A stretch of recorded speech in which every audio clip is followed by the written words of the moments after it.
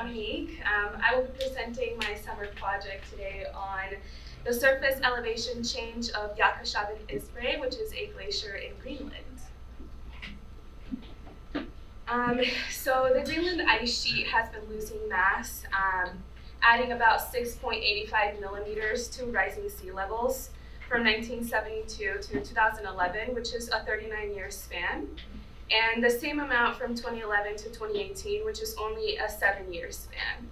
And between those two, it's about 13 millimeters, which has raised the sea level over the entire world. And so the reason why we want to study Jakobshavn specifically is because it is the fastest flowing glacier in the world, and drained about 11% of the entire mass loss of Greenland. And we are going to be studying a remote sensing study of the surface level elevation change. Jakobshavn is an outlet glacier, which means that it works kind of like an hourglass on its side.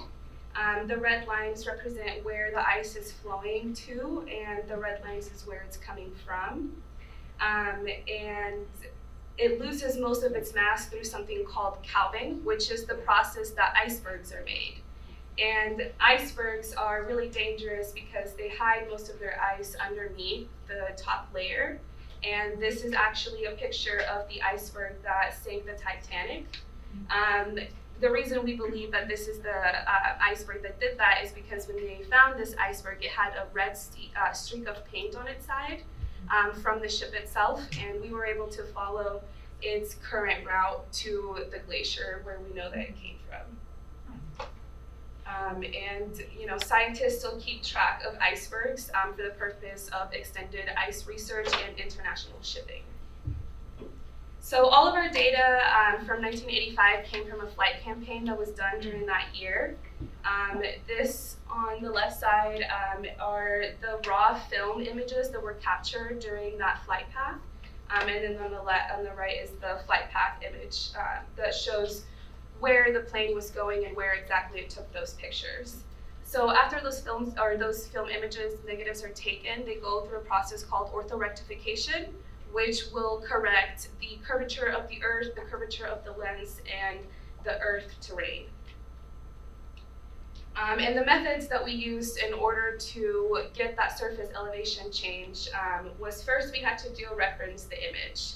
So georeferencing is basically putting points onto a software called QGIS that gets shown once the picture goes through the orthorectification.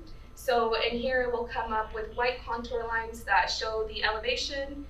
It will have recorded the longitude, latitude, and the coordinate points. So when we choose one of these points, like the first red point at the top, that records the actual pixel of the image and the coordinate that goes with that pixel. And so after we georeference the image, then we kind of go over the contour lines to actually record those elevations within the same program. And then we put that through a process called interpolation, specifically kriging, which basically just assumes and estimates the elevation in between those set contour lines to create a much smoother surface. And it will give us this image once we add color to show the different elevation points. And so here we can see that in 1985, the darker blue part, that's where the ice ends and becomes part of the water. That's the terminus. You can see that it's farther down than 2020. It's much farther up, so you can see where that mass loss occurred. And you can see where the elevation changes at the end with the red and the orange. Which brings us to our results, and we were able to see about a 70-meter loss from 1985 to 2020. And so in the first image where all of the red is, you can see most of the concentration shows very dark right at the edge where the terminus ends, so where the ice ends and the water begins. And in the graph, you can see it, the dotted line at the bottom is 2020. It goes down to a spot called the grounding line, and basically the rising of sea levels is caused by actually the temperature of the sea level rising that causes this grounding line to start deteriorating, and it causes the ice to weaken, which causes fractures, which then causes calving, only one aspect of calving, which then creates icebergs and begins losing mass. So we also studied different years of the terminus position and how much of the movement was occurring between different times of the year. So pay attention to the middle section where you can see kind of like a line right in the middle. And this is a video I'm going to show you. So it's going through all of the different years, and you can see how the terminus moves back all the way up to 2015, and then it should end on 2020 where it actually begins gaining mass again. So in this next image, oops.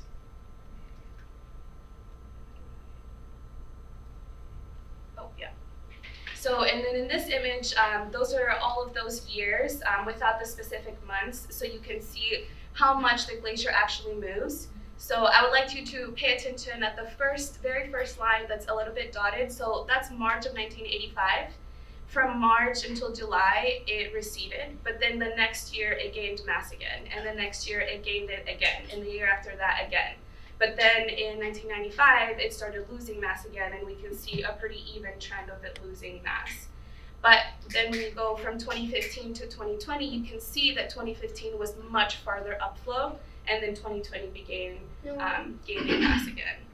And so we're interested to see what that pattern looks like and to see what exactly is affecting that big loss, aside from just seasons and regular melting and advancing from snow.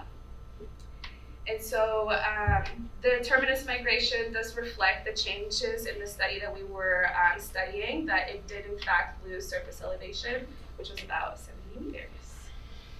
Yes, thank you so much.